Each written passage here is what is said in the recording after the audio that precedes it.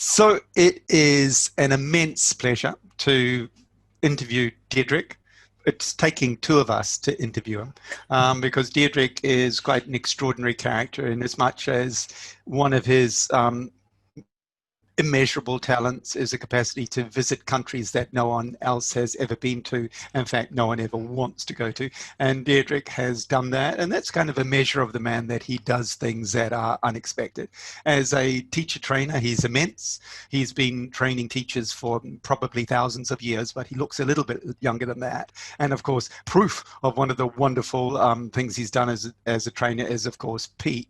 Well, Pete's a little bit wonderful, but yeah, Diederik, immense as a trainer, archivally extraordinary. The memory of, I don't know, however you measure memory, phenomenal memory, not only for mistakes that you've made in your life, which he can remind you about over a pint, but also tremendous knowledge academically and recall for teachers that he's trained in the past, and huge resource in terms of learning as a trainer. So great privilege to interview you, Diederik.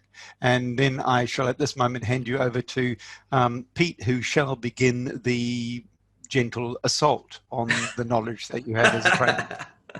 Well, as Frank just mentioned, Diederik actually trained me when I was a very new teacher. And I hate to tell you this, Diederik, that's now 13 years ago.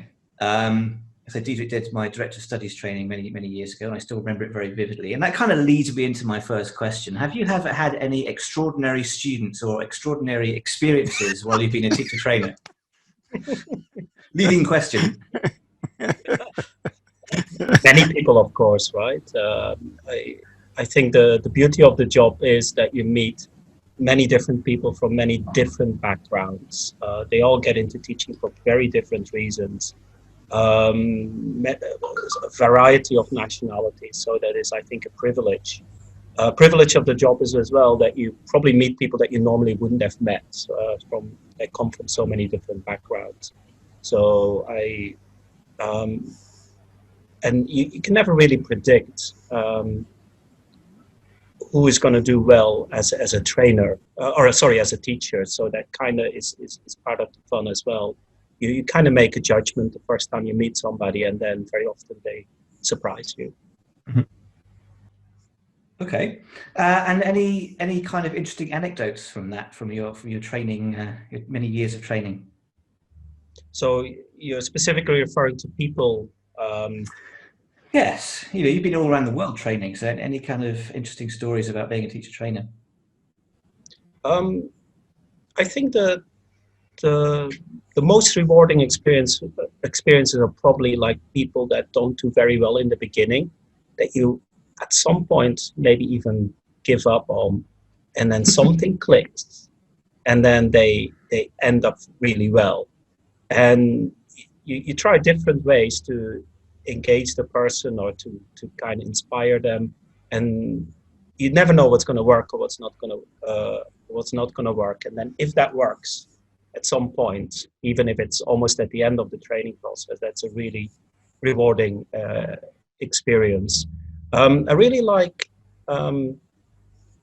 it when people who come in for a kind of career change, or maybe who haven't worked it for many years because, for example, they wanted to raise their children, and then kind of just do it not really knowing what to do, and then just quickly take for example, a certificate course, maybe to do a bit of teaching on the side, and then all of a sudden you see them feeling so inspired, realizing maybe that a previous job was maybe a bit dead end, and then all of a sudden have found their calling, and all of a sudden realize that, oh my God, this is what I should have done much earlier, is getting to teaching.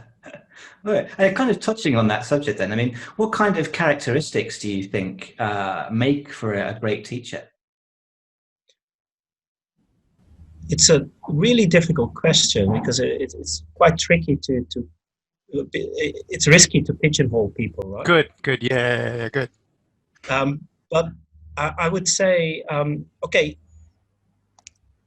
sometimes you would think like, oh, a teacher needs to be extroverted, or a teacher needs to be funny, or But actually, I have seen teachers who you could consider maybe as fairly boring to be really good teachers because they give a lot of space to students and they don't put themselves at the center of the classroom. And I've seen them sometimes being really nice where the students really are at center stage. The opposite as well. I've seen people with excellent acting skills and being genuinely funny where I actually sometimes become an obstacle to the actual learning that's taking place. But there is not one characteristic, I think. I would say empathy is very high on the list. However, I've also seen people with, I remember a trainee who didn't have the best social skills, to be honest, but turned out to become an excellent teacher of academic writing. So it really depends. I would say the only thing I would like people, teachers who make other people feel uncomfortable or are belligerent, I would say that's probably not the right profession for you. But any other characteristic could be beneficial for the learners. And then I think it's a benefit for students if they have teachers with different personalities. And that obviously some students might do better with certain teachers, but that will always be the case. Mm-hmm. The interesting thing is, I think, introverted and extroverted. So again, I don't think it really matters. I've seen many introverted teachers actually be quite extroverted in the classroom, and I guess it's because it's such a clear situation. I'm the teacher, you're the students, and then introverted people tend to really know what to do and they don't withdraw. Extroverted is also obviously quite nice, but maybe it depends on the students as well, right? What you prefer. Do you prefer to work on your own, or do you prefer to learn through interaction? Mm-hmm. Okay, cool. Frank, you gonna hit him next? Yeah, absolutely. Yeah. Because I mean, personally, I find that really, really interesting, the idea of trying to identify the characteristics of a good teacher. And you've said that, you know, empathy is a key one, that introversion may in fact be more significant than we think it is, because introverted people tend to think, they tend to be quiet, and they're not so interested in driving themselves as the presence that requires people to learn in a particular way. And that quite nicely brings me to my question. My question is, in a classroom, we as teachers are really focused on bearing the weight of the outcome of the lesson. So we know that we've got some objectives and we have to achieve those. But there is also significant weight on the learner, yeah? What do you think is the distribution there? I mean, do you think the onus is pretty much entirely on the teacher, or does the teacher in fact need to engage the learner in learning strategies so that the learning process is more a cooperative one rather than driven by the teacher? Long question, sorry. Yes, it's definitely a collaborative task, I think. If a learner is too passive, not much is going to happen. In the end, I think a teacher is almost more like a facilitator who, but in the end, if there is no effort, then there's not going to be a lot of progress taking place on behalf of the learner. Probably also needs to be a effort outside of the classroom, not just inside the classroom. But of course, time can be an issue, especially if you're teaching adults. But indeed, it's a collaborative process. And maybe what you mentioned about actually teaching learning skills or teaching how actually to learn is maybe a bit underexplored in the classroom. So then a teacher can definitely take a more prominent role, I think. Okay. So thank you. So my next question is that in teacher training, and I know that you are an excellent trainer because not only have we worked together, but I've watched you teach. I've listened to you teach on strange languages and all sorts of things. To me, they were strange. But in a something like the Trinity Cert TESOL, which you are a master at, there's a great deal to learn, isn't there? There's Yeah. a lot of grammar to learn. You know, there's phonology, there's lexis, there's how you approach teaching one of the different skills, and then how you do that for adults and young learners. There's a lot in there. In terms of your experience as a trainer, do you think that there are any parts of current courses that you would remove if you had the opportunity to, parts that really are not necessary for a person to become a good teacher? What I think is absolutely necessary is the actual classroom practice. So that brings me maybe to what is maybe less necessary. I think it's not all the assignments that need to be written on courses such as certificate courses might be necessary. However, I think it might also depend from person to person. I think some people, they process things in a different way, and actually doing a lot of research and analyzing language is actually really beneficial.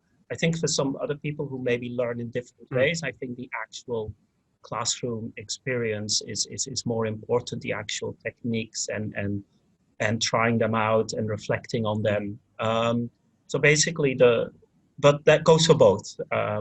Then the reflective process is also really important, because of once we're in the classroom, we're on our own, and you have to develop that skill to accurately analyze your own lessons. So basically, the actual teaching and the reflection upon it is absolutely essential. Anything else, I think it varies a little bit. I can imagine that some people got little out of certain assignments. Some people might be better off reading about teaching rather than being in a room with other people talking about it and doing exercises. I guess if you're a course provider, you have to make decisions, right, about what to include, what not to include. So I think it would be a bit selfish of me to say like, oh, I'm not interested in this, so ditch it. Maybe I've read too many assignments, too many learner profiles in my life. So you sometimes kind of forget about the benefits, although at the end of the course you can see that. Yeah, I mean, because it does. I agree when it comes to being on a course that probably the most important thing is the teaching and then the self-reflection, you know, the self-explanation of what the learning was and what you can improve on. I think that's absolutely vital. And I do tend to agree that courses that have a large number of assignments tend to create perhaps an artificial weight and don't necessarily contribute a great deal to the learning. But, you know, similarly, some people who are very systematic enjoy that academic rigor in defining what the process should be. Yes. So, yeah. And you think, like, what else is there in teaching that we really need to know? I mean, how much do we know about the brain? How much do we know about how the brain functions? How much do we know about different languages? And those, that you could go on forever. But yeah, I would have to agree that what you've identified as the key parts are really important. What about grammar? How important do you think grammar is? Is it an integral part of any good course? Well, it's a very interesting question, because for me, my opinion about grammar has fluctuated throughout the years.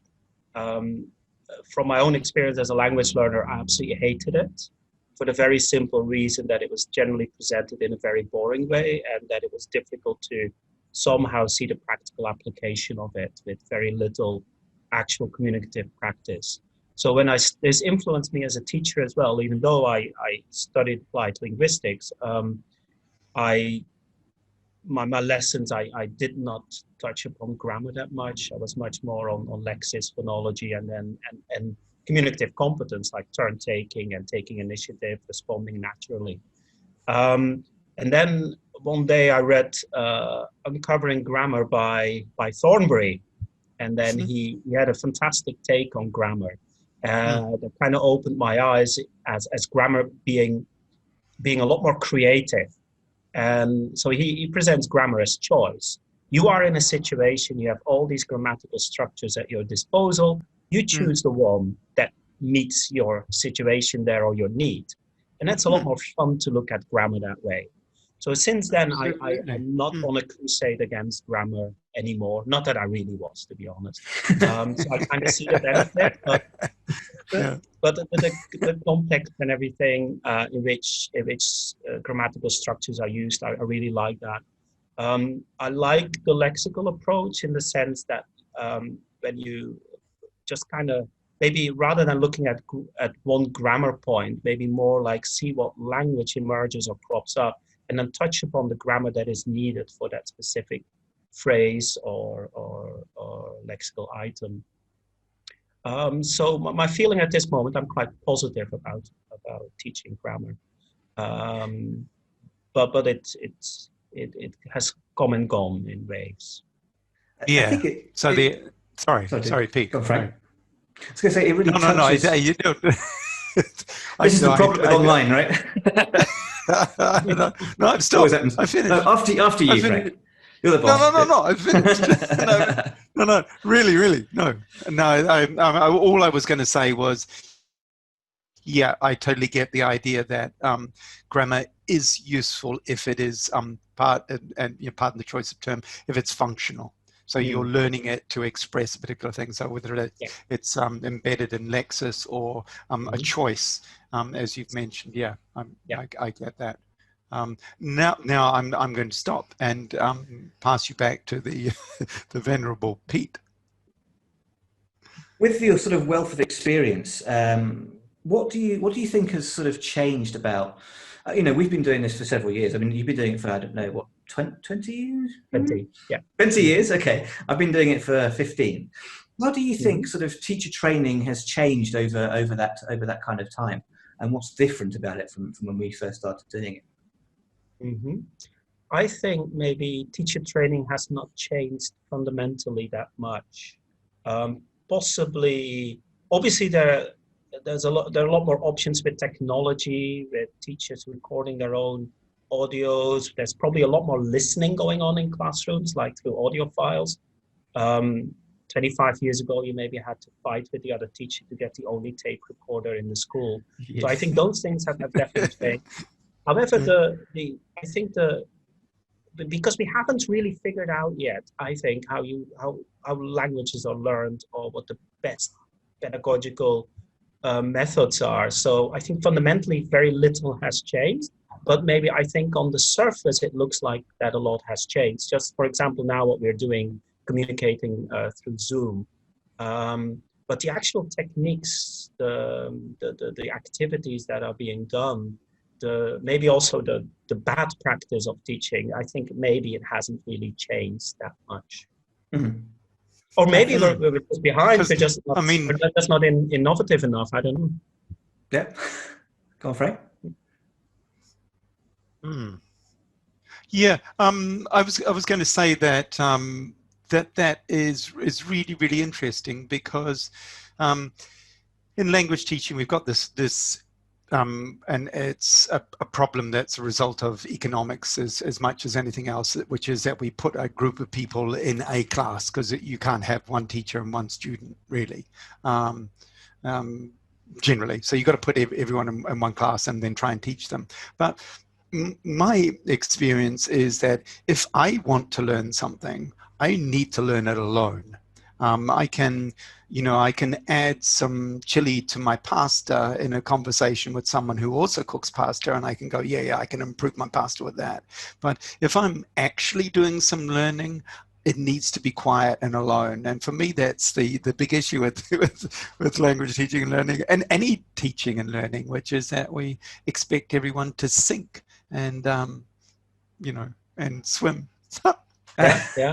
Yeah. I think. So for me, I think what you mentioned is about the medium has changed, but the method not so much, right? Indeed, yeah. A lot of people get very hung up about teaching online and what the methodologies are behind it and how you do it. And the reality is, as you know, I always say, is that the training that you received 15 years ago is still completely relevant to how it is now. It's very similar to what you're going to get now, just that the medium of how you teach is different. So where we had to figure out how to use, first of all, it was getting the CD player to work. Well, I'm a bit younger than you. I didn't have a tape player. And then figuring out how to write backwards on a whiteboard, that kind of thing, and then moving on to a bit later on, we had interactive whiteboards. Okay, how as a teacher do I start incorporating that into my classroom and doing this sort of thing? How are the students going to interact with that? And then to move into online, like we do in a Zoom call. Obviously, we have more kind of advanced classrooms for that, but really, it's the tools that are changing. It's the methodology. You get new methodologies coming out, but it doesn't seem to really change beyond communicative language teaching. And the question then I have is, do you think it will change? That's probably a question for both of you. Good question. Yeah. I think probably it will, but maybe it doesn't seem to be on the forefront of change at the moment, but I think it probably will. Maybe we discover a bit more how exactly languages are learned. That's maybe a more optimistic view. The more realistic view is probably more like we will keep on searching for the right way, the right method. Sometimes you think we have it, and then it always comes in and goes in waves. So then something new will come up, and then something that was established is going to be shut down. So I don't think the answer will ever be there, like this is how you do it. There are a lot of institutions that kind of have a method or a methodology, and that kind of bypasses what is important is responding to the actual students' needs. And because those students' needs, I think, might always be different, maybe we cannot come up with one all-encompassing method that is a one size that fits all. So I think we're going to have to keep on looking, and we will never find it. But I don't think that's an issue. I think that's totally fine. I think you raised an interesting point about methodology of marketing, right? Each Yes, school has their own. If school A down the road is using this methodology, then we can't use that methodology. We have to have a different methodology as a sales point, right? So and of course, so that's not how it's actually taught in the school anyway. But I mean, Sure, no, go ahead. So my feeling is that we should all revert back to the Chesterpedia and be done with it. that's a very in joke first. I like the idea. Just lie it's about. Quite interesting that sales and marketing does have an influence on teaching as well. The way it's sold, and then the sometimes over promising, right? Where the claim is made that you can learn a language very quickly. Once in a while, you will read something about a new app or somebody claims who has learned a lot of languages in a very short time. But the reality is probably it's a lot of effort, and it's time. It's a slow process. Unless you can, but that's not realistic, right? We were not. We all know that very young children learn a language very easily. But it's also because they can actually pay attention to it. They're constantly communicating, and their life is pretty much all about developing their first language. The reality is, as let's say an adult learning a language, is that maybe you have 2 hours a week that you can dedicate to study, maybe in a classroom, maybe outside of the classroom, and obviously it's going to be slow. We unfortunately don't have the luxury of a 4-year-old who all day it's about learning a language. So it's probably a bit of a myth that children learn a language better. It's maybe more about they have the ideal circumstances there to learn a language. Because if you just look at, let's say, a number of words that a 15-year-old can learn, they learn a list of words very easily compared to maybe it takes weeks if you send a 4-year-old to a classroom. Good. Yeah, I totally agree with that. That was one anecdote that I thought about when you mentioned, Frank, that you like learning on your own. So on the Trinity Cert TESOL, you have the unknown language where the trainees have to take part in a language they absolutely don't know. And a few years ago, unfortunately, all the languages that I do know, there was a speaker of this language in the classroom. So I had to study a new language. And I used to live in Uzbekistan, and then, to be honest, I don't really speak Uzbek. But I decided to just study it enough so I can teach a few hours Uzbek. And the absurdity of it was, I remember being on the plane from back home to China, that I was just cramming it and memorizing it and reciting it and drilling it again and again, for the ironic reason so I could teach it in a communicative way. But actually, whatever we studied in those 4 hours, I just did in a few hours, just studying on my own and through a lot of repetition. So it was a bit of an absurd situation that I had to use old-fashioned audiolingualism in order to teach communicatively. Yeah.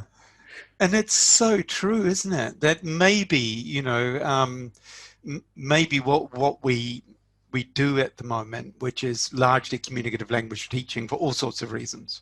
And we know that, the historical drivers for that were that there are a whole bunch of teachers who could only speak one language anyway. So, and that would lend itself to just using the English as a medium. But I think that maybe in communicative language teaching is something that a lot of questions could be asked about in terms of, the effect that you get. Because like all of us, we watch teachers teach, and I watched something recently, no names, no scandal, and the teacher was very, very good. And I was one of those days where I was going, okay, come on, what's happening here? What are we learning? And the teacher did a very good job. And then at the end of it, I asked myself, what did they actually learn? Mm-hmm. And it was really absolutely minimal. There was the teacher was very intelligent. The explanations were clear, but at the end of it, I was thinking, like, as a learner in that environment for 1 hour, you've invested all that time. What did you actually learn? And there was very little. Maybe they would have been better off getting chucked on a plane and get sent to Uzbekistan and had to learn English on the way. Yeah, we're out of a job, guys. Yeah. Oh, sorry. So I didn't really mean that. I withdraw that. It's wrong. Of course, it's a classroom experience is probably a bit more motivating, and you also have that social aspect. A lot of our students that we have now on training courses who basically volunteer to take part in the classes of the trainee teachers. Yeah. It's also a social event. It's and probably if they would be at home, they probably just wouldn't use the app or to learn or the book or whatever they have to their disposal.